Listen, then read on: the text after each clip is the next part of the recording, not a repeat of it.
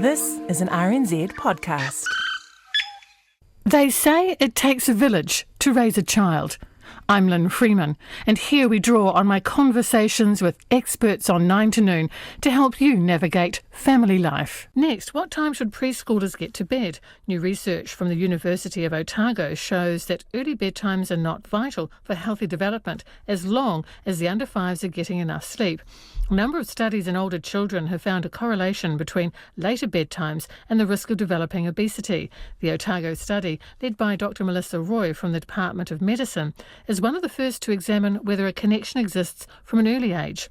Dr Roy says the research helps confirm more sleep is beneficial for young children, but later bedtimes don't appear to be associated with obesity in preschoolers, and putting young ones to bed earlier is only helpful if it means they sleep longer. Now we're joined now by Dr Roy. Kia ora, how are you? Good morning, how are you? I'm well, thank you. I didn't have a very good night's sleep though, so this is interesting to me. Let's have a look at the research. What precisely were you looking for?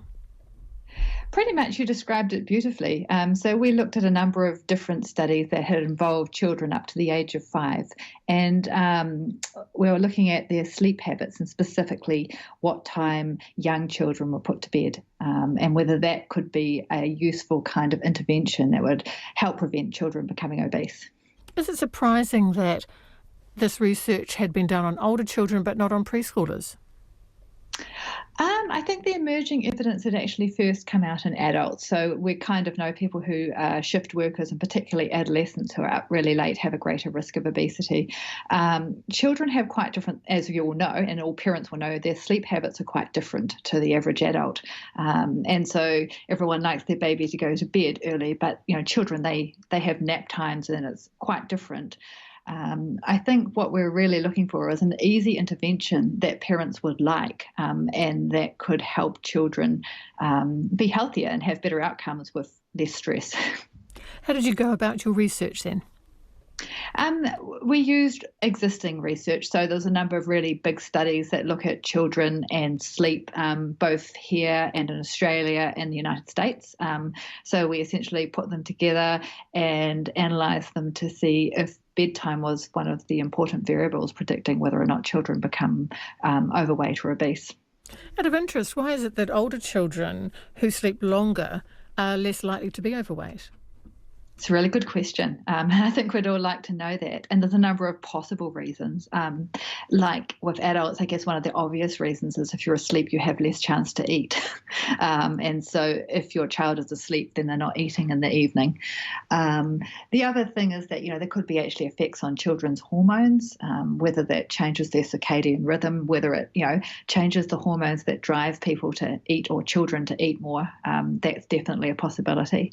And the other thing is, I guess, that it's hard to look at these things in isolation, that children who go to bed later probably have other things going on in their life. They have a different sort of family structure. They've got a different parenting style. There's all those sort of things that might affect their likelihood of becoming overweight as well.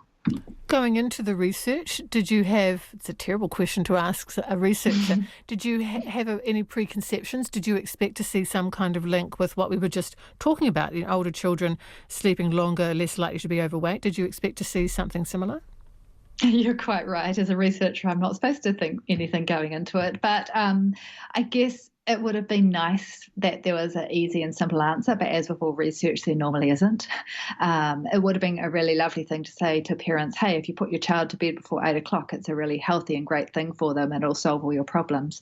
But the real life answer is a little bit more complicated than that. And so it probably is a helpful thing to do. But if you have that child who doesn't go to bed before 8 o'clock and will not go to bed before 8 o'clock, it probably doesn't matter. Yeah, unless you're wanting quiet time at 8 o'clock. I'm not saying there aren't other advantages to children going to bed earlier. Is there any difference between boys and girls? Again, that was one of the more interesting things that this research threw up, and there were some sort of tentative suggestions that there were some differences between girls and boys. And so what we did find was that longer sleep seems to be slightly protective in girls compared with boys, but it was a bit inconsistent. So it's an area that we need to look at more, and it's hard to know why there would be a good reason for that. What then can parents do with this information? I mean, if they've got under fives who go to bed kicking and screaming at 7:30 or 7:45, is it worth trying to, put them to bed a little later in the hope they'll settle more quickly and sleep better? I think what we can add was this evidence pretty much says that more sleep is better, and however your child can get that is fine. So if you have a child that naturally falls asleep later, that's okay if they're picking up the extra sleep and a longer nap during the day. However, all things being equal, and if you have a child that can go to bed earlier and accepts that and falls asleep easily, then that's probably a good outcome. So factoring in nap time, I hadn't thought about that. You're factoring in nap time. So it's not just the nighttime sleep. It's if they maybe don't sleep so well at night, but they take a solid chunk of a few hours during the day. When you add them together, that's what you're looking at, the number of hours of sleep. Yeah, it's actually both. So bedtime on its own doesn't seem to be very predictive of outcomes, but overall sleep over a 24-hour period is, and also nocturnal sleep is. So it seems to be that both of them can be helpful. It's just that the child is getting enough sleep, probably over the 24-hour period. And as they get older, obviously that's more likely to be in the nighttime period, but with the younger children, that'll be picked up in the naps as well. Overall then, what's your advice for parents when it comes to bedtimes for under fives? What are all the factors they need to bear in mind?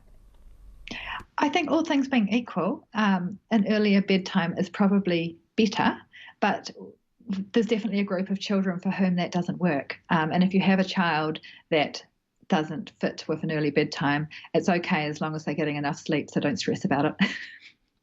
From the research that you've done, are there any aspects, Dr Roy, that you would like to pursue or is worth exploring further?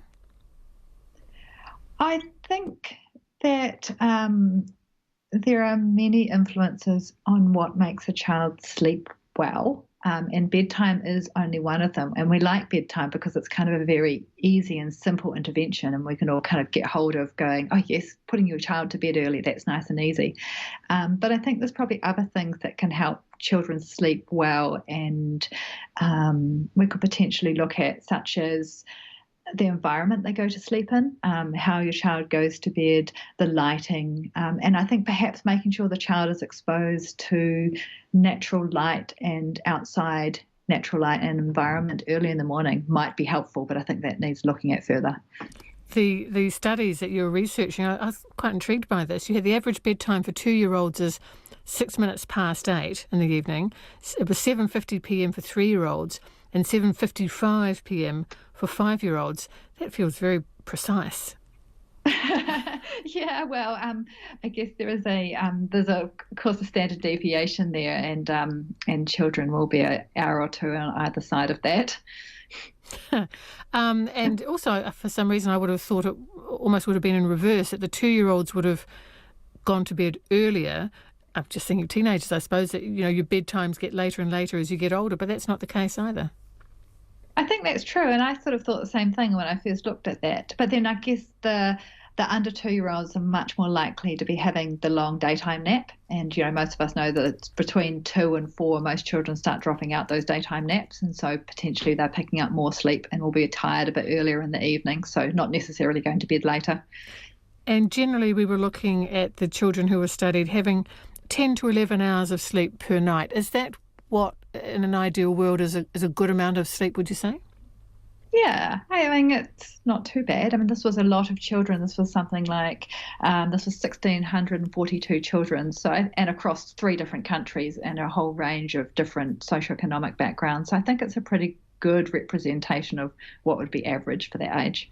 I guess one thing that these studies perhaps can't tell us, though, is the quality of sleep that you have. If you have children, I imagine just like adults, some will be restless, maybe wake up quite a lot. The quality of sleep isn't great compared to what we all yearn for, which is a sound sleep.